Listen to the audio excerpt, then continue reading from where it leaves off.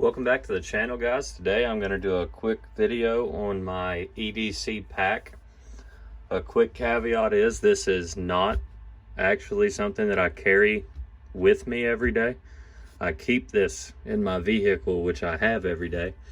But I think people who post like an EDC bag or their EDC Molly pouches, I think they cause a lot of misconceptions in the community and make people think that you've got to carry this big unnecessary amount of shit that you would need a backpack for. And 9 times out of 10, you're not going to take that backpack in with you every day. That's why I try to keep my EDC as personalized as possible to things on my body. I'm going to do a quick rundown on the things that I keep on my body every day before I touch on this pack, just so that there's some context. Every single day, I keep this ankle IFAK on my left ankle. It wraps around the top of my boot perfectly. It doesn't hang out the bottom of my work pants or my jeans or anything like that. So it conceals very well. Every day I've got the Glock 19 with the TLR7. Got a good weapon light. I carry with the 15-round magazine, obviously hollow points.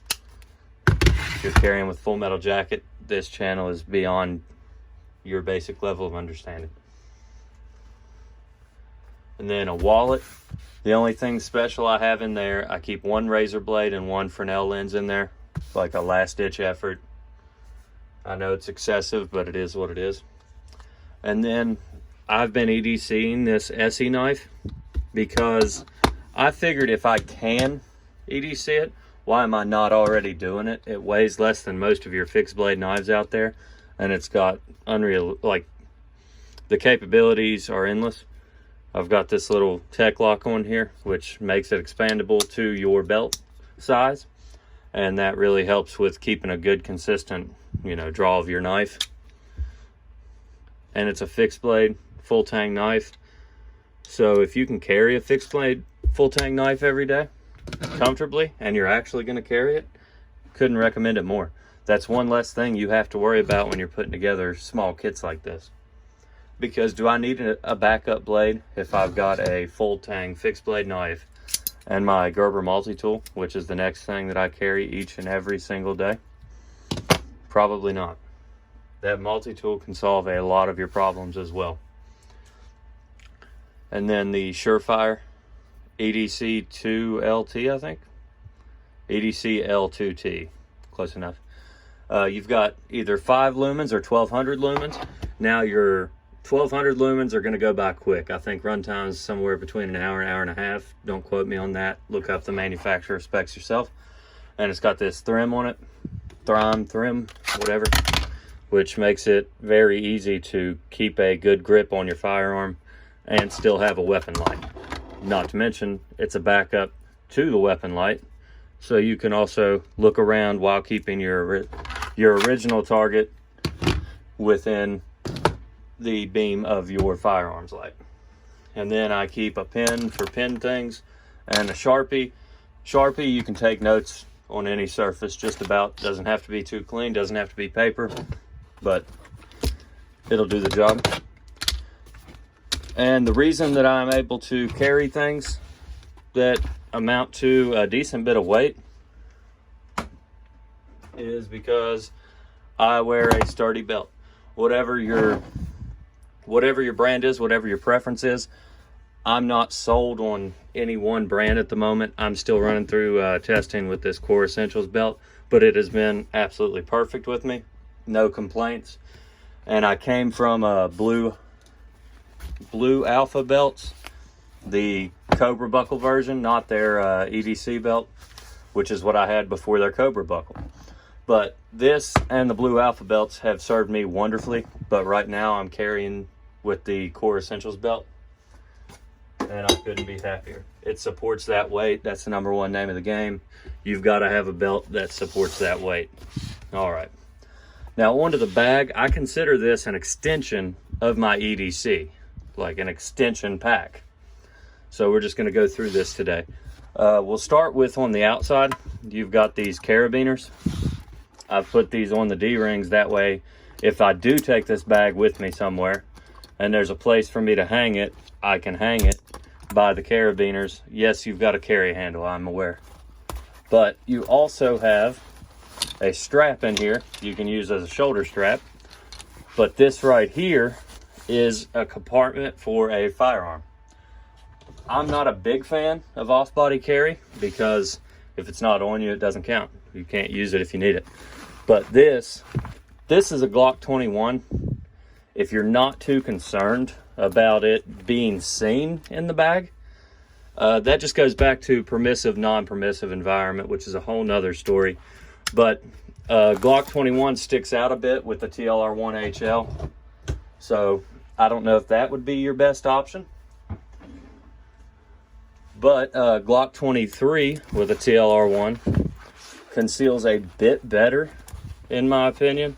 I mean, you can even get it snapped shut like that. And if the bag is against you and you didn't have this +2 extension, you probably won't stick out too bad. However, I'd like to err on the side of caution and try to keep it as concealed as possible, even if you are carrying a Coyote tan bag with Molly all over it. Which is where the Glock 19 comes in, with a flush fitting TLR7, which I think is the best setup for your Glock 19. Now, if you take off your light, you're getting even more capability or concealability out of your Glock 19, Glock 23, whatever. However, I'm not willing to give up that capability. So if I do use this firearms pocket, it's breathable, all that cool stuff.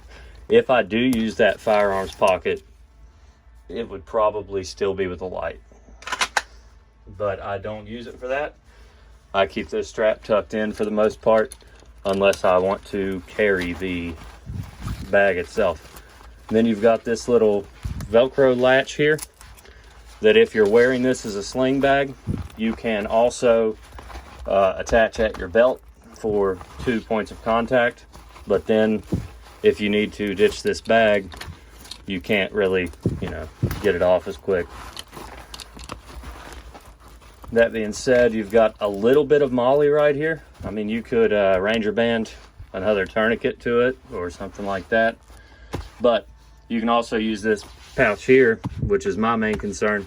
You could fill it with something that is full of water, because the space here is minimal. So you want to maximize that as good as possible, which is why moving forward, we've got a soft tee tourniquet right here. Older Gen 2, Gen 3, something like that. I'm not sure what gen they're on now, to be honest with you. A patch from my home state. I would love to replace that with one of those cash patches. Not sure if everybody knows what I'm talking about. Not sure who sells them, where you get them. Then you got a front zipper right here. Ooh, coil to a vape, and then 4 CR123s. Now that right there will replace the batteries in my handheld light, which takes 2. We'll replace the battery in the TLR7A, which takes 1, and it'll replace the battery in my Surefire Scout Mini. So that's cool. Got a complete restock of that, and I think that is more than sufficient for a kit like this. You're talking out for a day and minor inconveniences need to be solved. You're not talking rebuild the world post-apocalyptic. I've got 4 AAAs in there, and that's all in this front pouch right here, this zippered pouch.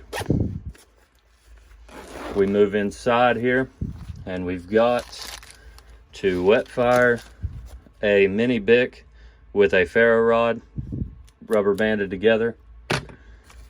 I've got a spare magazine, and while we're doing this video, I've been wanting to put this spare magazine into a magazine pouch. That way I can use it if I want to inside the waistband and not just take it out of the bag, stick it in my pocket.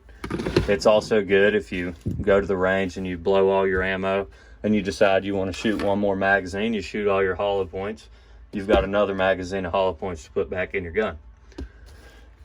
We got a bigger trash bag, a smaller trash bag, possibly emergency shelter items, but really to be used as trash bags. A cotton bandana, eyewear glasses. You have lenses on your optics, on your lights that always need to be wiped off. Doesn't hurt to have, a million uses. Those are also flammable. Just a little bit of paracord, a couple different sizes cut there. Just random things I've shoved in here. And then we've got Write in the Rain notepad, invaluable right there. Can't go without it. Got to be able to take notes, leave notes, write down important information, addresses, you know, size of opposing forces. God forbid this was all you had. And then you've got a pen and a pencil to write on that with. I'm not sure if I said it already. Got wet wipes, wipe your ass. Then got this Eaton tool from Columbia River Knife and Tool. It's really just a small spork. And then you've got a bottle opener and then 3 different sizes of bullshit that you're not actually going to use that for. I would rather just use my my multi-tool and try my best to get whatever was on off. But it's there if it comes down to it. In this bigger pouch here, got a headlamp by Petzl. Don't ask me the model, I have no idea. It's got white light and red light. If you can remember how to use it, probably, yeah, there you go. And then it's got a red strobe, apparently. That's interesting. Got 1 Nalgene bottle of water because water's important and I like to not die. Got a highway road map from my home state. Okay, now this is where it gets interesting. I wanted the capability to carry more water, but I'm not willing to give up this whole big pouch for a second Nalgene. I've got this big platypus bag right here that holds 2 liters of water. You could shove that in your gun pouch, but this bag is still not a holster. You could stick this in your gun pouch here full of water and, you know, take it out and drink as necessary. And another little water bag. But that's also important because I can fill this up with dirty water. No concern about getting my container dirty. Hook up my Sawyer Mini and filter the water from here into here in a reasonable amount of time. They're good for, what, 100,000 gallons? Something like that. You'll know if it's not good. I don't keep the plunger in here because this is not a long-term system. Like I'm trying to explain. You can always add more shit to a bag, but I'm just trying to keep it realistic and have an expansion of my EDC. Moving into this next pouch here, you've got a little MRE Pop-Tart, 1 MRE entree, the MRE warmer, which is either going to be your hand warmer or you can heat up your meal, or both, I suppose. A couple of spams, nope, 1 spam.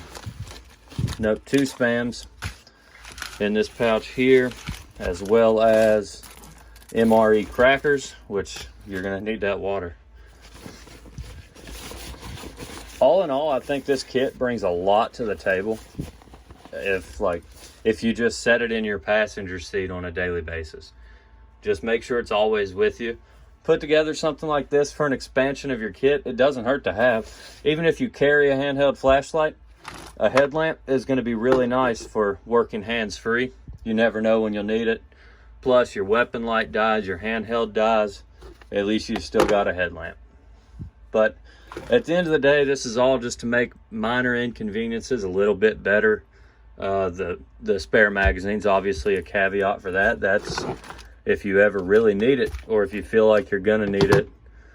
1,000,001 reasons. But I hope I gave you enough insight into why I put what I put in here.